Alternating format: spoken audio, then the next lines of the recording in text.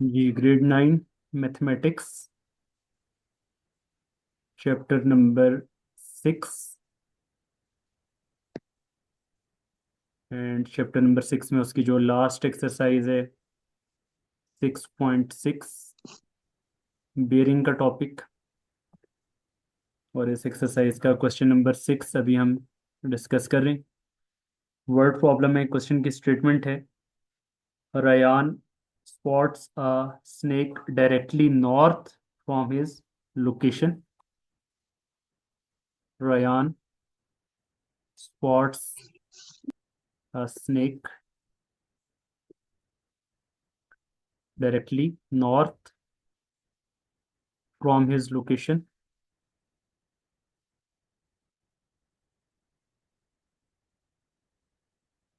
Sarim is 25 meter east.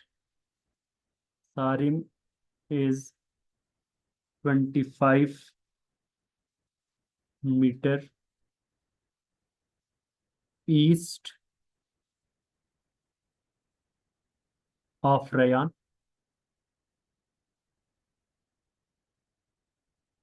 and spots the same snake and spots the same snake. If the bearing of Sarim from snake, if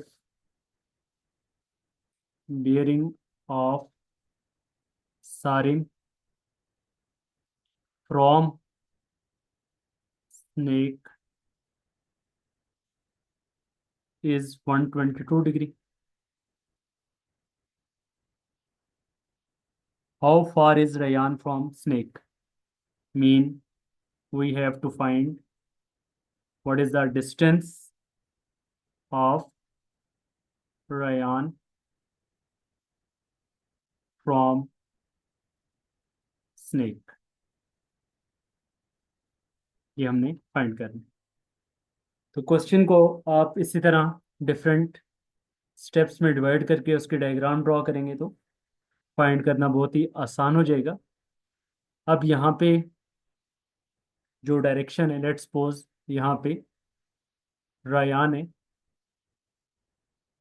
अब जो snake है, क्या लिखा हुआ है, Ryan spots a snake north from his location. Mean Ryan का north ये होगा, यहाँ पे उसने स्नेक को स्पॉट किया। ठीक है, यहाँ पे स्नेक मौजूद है।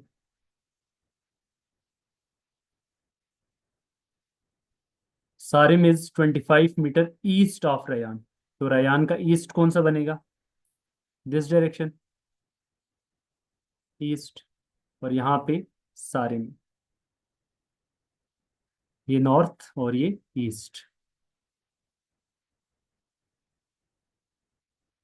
देन ये जो डिस्टेंस है रयान और सारिम का, दिस इज 25 मीटर।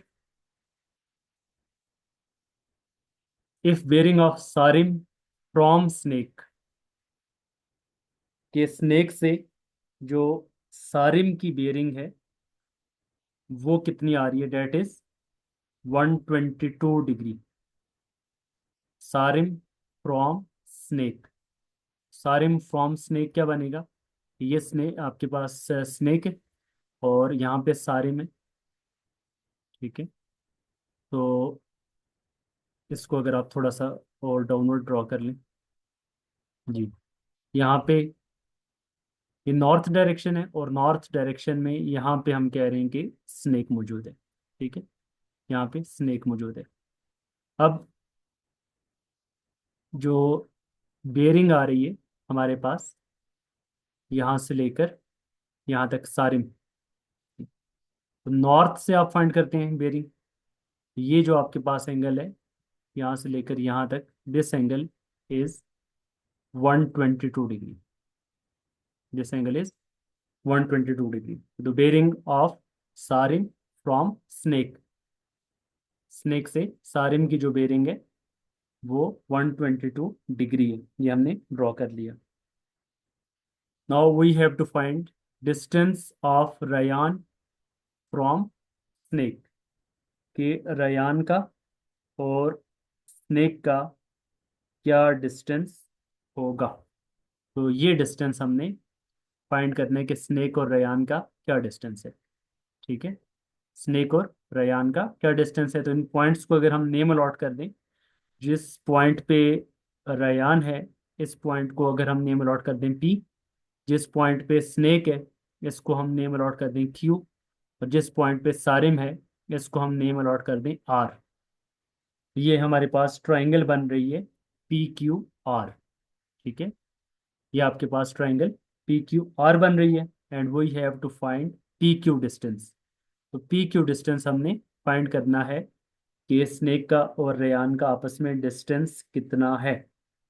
उसके लिए आप ट्राइंगल को आप पाइथागोरस थ्योरम अप्लाई कर सकते हैं। अगर हमें ये डिस्टेंस भी पता होता सारिम और स्नेक का, तो फिर देन हम पाइथागोरस थ्योरम अप्लाई करके डायरेक्टली जो है वो पी क्यू डिस्टेंस फाइंड कर सकते थे। लेकिन यहाँ पे जस्ट हमें पी से आर डिस्टेंस पता है, दूसरा डिस्टेंस पता नहीं। तो जब दूसरा डिस्टेंस हमें पता नहीं है तो दिस मीन आप यहाँ पे पाइथागोरस थ्योरम अप्लाई नहीं कर सकते। तो यहाँ पे डायरेक्टली हम पाइथागोरस थ्योरम अप्लाई नहीं कर सकते। अब उसके लिए फिर हम क्या करेंगे, हम पहले एंगल्स फाइंड करेंगे।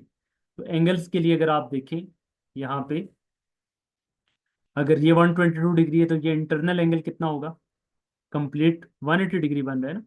तो एंगल एट क्यू कितना बनेगा, angle at Q will be 180 minus 122। ठीक है, तो अब क्योंकि कंप्लीट ये आपके पास सेमी सर्कल बन रहा है, तो सेमी सर्कल में से आप जो है वो बाहर वाला एंगल निकाल लें। तो 180 में से 122 जब हम सब्ट्रैक्ट कर देंगे तो इट विल बी 58 डिग्री। तो क्यू पे जो इंटरनल एंगल है वो हमारे पास 58 डिग्री आ जाएगा। इसी तरीके से पी पे एंगल हमें नजर आ रहे हैं, इट इज 90 डिग्री।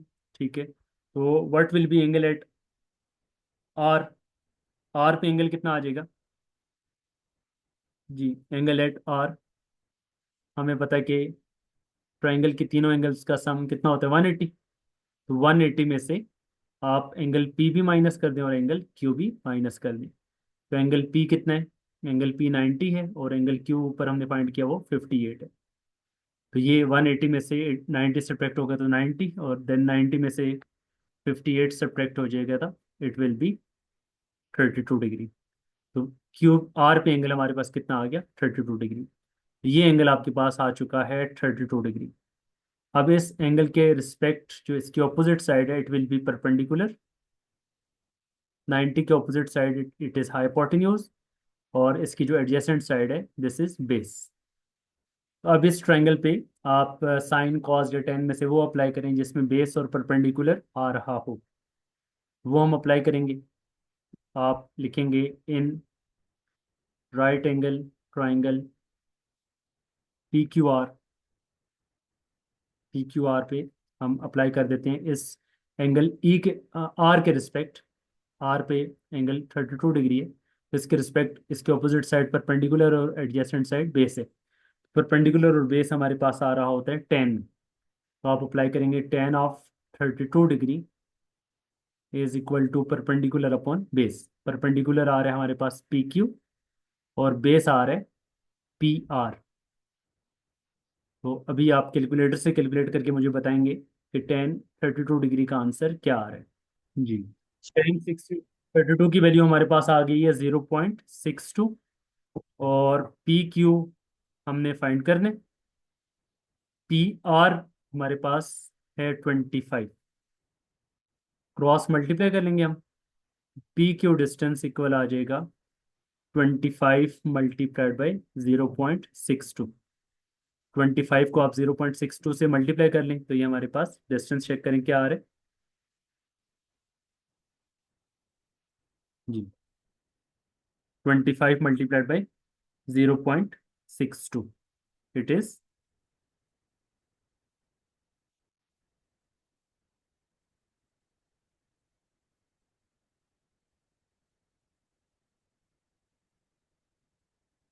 जी जी बोलें क्या डिस्टेंस आ रहा है। 15.5। 15.5, ठीक हो गया। तो ये आपने जब मल्टीप्लाई किया इसको, इट इज 15.5 या 15.5 मीटर, क्योंकि पी आर मीटर में था, तो पी क्यू भी हमारे पास किस में आ जाएगा, मीटर में आ जाएगा। So this mean distance between snake and Ryan is 15.5 metre. तो इस तरह से आपने ये डिस्टेंस फाइंड कर लिया कि रेयान और स्नेक के दरमियान कितना डिस्टेंस आ रहा है, वो 15.5 मीटर आ रहा है। तो यहाँ पे हमारा एक्सरसाइज 6.6 का क्वेश्चन नंबर 6 कंप्लीट हो गया।